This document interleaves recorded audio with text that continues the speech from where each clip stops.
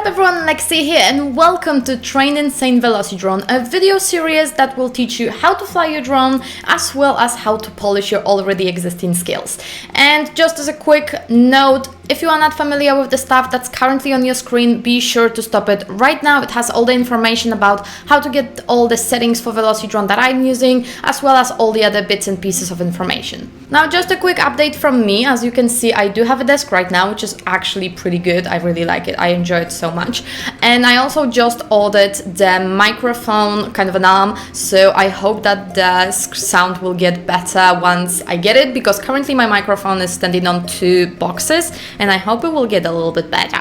But also I will need, of course, some screens and stuff like this just to, make it sound a little bit better, because I still hear the echo in the whole room right now as we speak, so that's kind of weird. But anyway, without further ado, let's go straight to the video.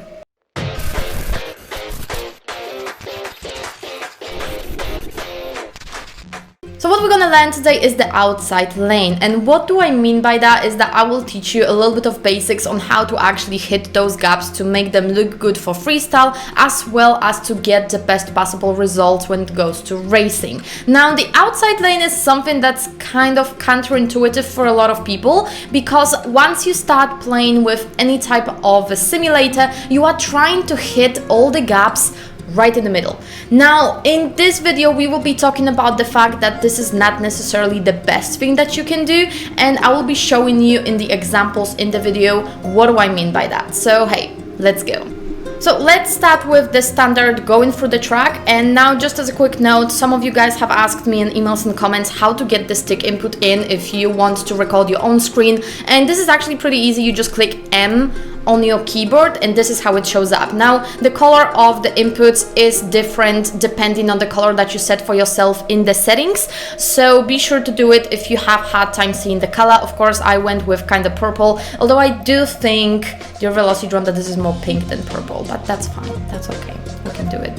So anyway, let's go through the entire track. And the outside stance, it's basically like one thing that you're gonna be doing here throughout this entire time, and I actually love those tracks that are kind of like flowy and you don't have to turn around to do anything. I really like building those. So this is exactly all that we're gonna be doing in this track. As you can see, it's kind of pretty like woo, just flowy, just going through the things and not being really bothered by anything, and it finishes really smoothly with this one. How nice is that, huh? Isn't it nice? It is. Let's start with 3 ways of approaching this obstacle. Now, as I said, beginner, a little bit counterintuitive. So what I saw in beginners mostly is that you guys are trying to hit this Velocidrone logo, and a lot of you have said in the comments that this was like a biggest tip not to hit it. And probably a lot of you already noticed that with the flags, you don't really have to hit it to go through the flag itself. Now, this is one of the things, like if you don't have to do it with the flag, why would you do the same thing with the gate? Like, yeah, the gate is kind of like, you have to hit the gate, of course, but you don't have to go through the middle of it just to kind of go through it, look for another thing, go again, and, kind of overshoot the entire thing.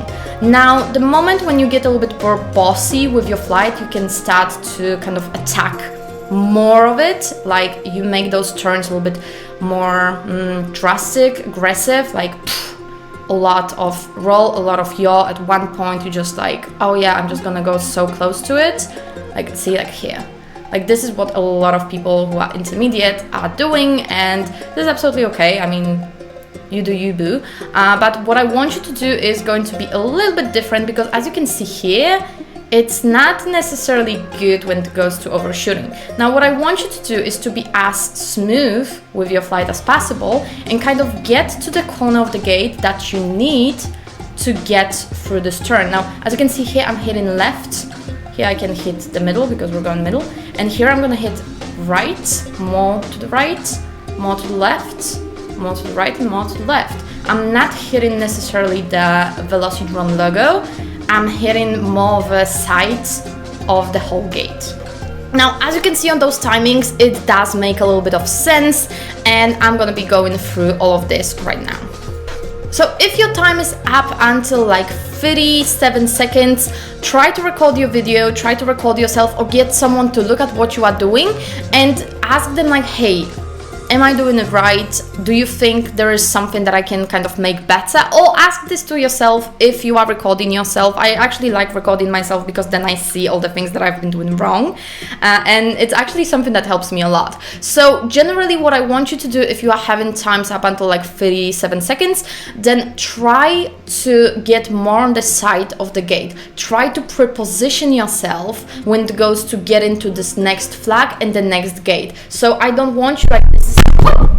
My microphone fell, but okay, again. So if this is a flag and there are two gates in here, then what I want you to do is to really like get straight through the gate, not in the middle of it, because if you go middle, you will do something like this. You'll just go around and do like a really big kind of a half circle. I don't want you to do that. What I want you to do is to get prepared, because you know that this flag is in here. You know that the next gate is in here. So what I want you to do is just to kind of get really close to the edge of the gate itself, just to get super close to the flag itself, just like really, really tight turn, and get straight to another gate with already prepositioning yourself. I don't want you to do 1, 2, 3. I want you to do one movement around the flag. So if you are into like learning how to turn properly and stuff like this, we made a video about it, so I'm leaving it just right here in the cards. I also made videos about corkscrews, orbiting and stuff like this that may help you a lot in how to get as close to this flag as possible, and this will help you a lot in whole process. Now again, if you are intermediate and you are recording yourself and you see, now let's look at the stick input, that you are touching on the walls, either those or those or those, or the worst, this, then you will know that there may be something a little bit wrong. What I want you to do is to actually work with all of those inputs more like here, within this type of I don't know, range. We're not willing to touch those. No, that's more like crazy freestyle. We want to kind of oscillate around this type of a thing. We're not touching the walls, because touching the walls is like a little bit too much for you. And you will see probably that whenever you are trying to go around this flag and go like full throttle, then turn and stuff like this, you are not making this really nice smooth turn, you are making a little triangle. And this triangle is actually getting a lot of time from you when it goes to this whole timing, and you know, like, it doesn't look good. It looks kind of a little bit too panicky for me, a little bit too aggressive. If you are doing S-Bank, probably you like doing this, that's fine, absolutely. I mean, you do you, and it's absolutely okay to do it this way. But if you are into racing, if you want to get the best timings, or if you want to do cinematics or really smooth freestyle, something juicy, then you don't want to do a triangle, you want to do a really nice curve, don't you? Now, if you are intermediate, you probably have a time up until like 30 seconds, so 37 to 30. Be sure to record your screen, be sure to just, you know, get someone to tell you what you are doing, or just to kind of be aware of what you are doing. If you think that you are using a little bit too much throttle, there is absolutely a really easy trick for this. Get a Q-tip, like a thing that you use to your ears, and just tape it to your throttle, so you cannot go like more than this, let's say. And then you're gonna see a little bit of a difference, because then you will, one, hear that you are going really, really fast when it goes to the throttle, but also it will kind of stop you down. And after a while, you can of course take it away. Now, if your time is below 30 seconds, then you're doing an amazing job already. Awesome, good for you. And still, watch your videos, check what you are doing wrong, check if you are doing really smooth cornering rather than really weird triangles or something that's too aggressive. I mean, all of your flights, you cannot do all of those in a perfect way right away. It's not possible, it's just not happening. But what you can do is just to watch the ones that went really well, and then watch the ones that went a little bit worse than what you would like, and you can work on those, you know, like step by step. All good. I'm not really thinking that you should do everything super perfectly, because I'm far from perfect and everyone else is far from perfect. Maybe Minchan is close to perfect, but you know what I'm saying. But yeah, that's basically it. And now let me show you how it should be done properly without talking, because maybe you have the same thing, and leave me a comment down below, like, do you have the same thing? Some of the people need to have music in their ears to actually perform really well, others need complete silence. And the thing for me is, whenever I talk, I'm so much worse at flying than I am when I'm not talking and I can just focus. And it doesn't matter if it's silence or music. Generally for me, it is like, if I have any thoughts, it's getting worse, like right away. I cannot think about things, so music actually helps me because I know like the rhythm and all the type of thing that's going on in the music itself. Like I have the normal playlist that I don't have to think about because my brain's like, oh, this thing again. But yeah, when I'm talking, it's like worse right away. And sometimes when I'm thinking, it's worse right away too. It's like this situation in which you know you are going straight on a flag or a gate or whatever, and you just think, oh well, and then you crash on into it anyway, which is like delayed thinking.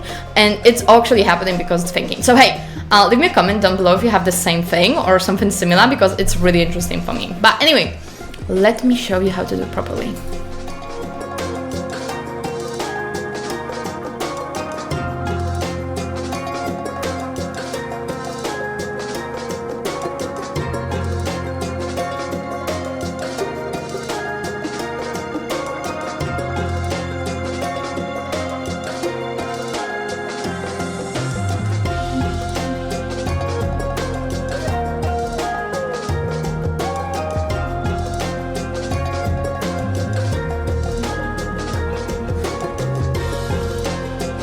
That's all I had for you today, and I hope you enjoyed. And if you did, don't forget to leave this video a thumbs up to help me make algorithm extremely happy. And don't forget to subscribe and smash that bell button for more stuff, FPV, drones, tutorials, reviews, and flying car vlogs, because hey, that's the really cool and hot topic right now, isn't it? Anyway, thank you very, very much for watching, and don't forget to follow our monthly calendar, which gives you all the information about which videos to go through day by day, and you can start from any day, literally any day. Even if you are a beginner, intermediate, or really advanced pilot, you can just follow all of the videos in this calendar day by day, and all the information about how to get it, and it's absolutely free, is down below in the description box. Also, if you are a beginner, you may check my Skillshare course, which I'm also leaving you a link to down below in the description box, and it's also absolutely free for you to check out. So hey, if you are also already on my Skillshare course, maybe be nice and leave it a review, because I have some students and no reviews, which is kind of messing up with my brain a little bit. But yeah, thank you very much for watching, and in the meantime, if you want to watch any more of the Train Insane videos, I'm leaving you a playlist just right here, and maybe if you want to watch any of the vlogs, I'm leaving you one just right here. You can also support this channel on Patreon. It starts at €2 a month and gives you a random access to our Discord channel, on which we're talking daily. So yeah, I think this is all I had for you today, and I will see you in the next one. Stay awesome, fam. Bye!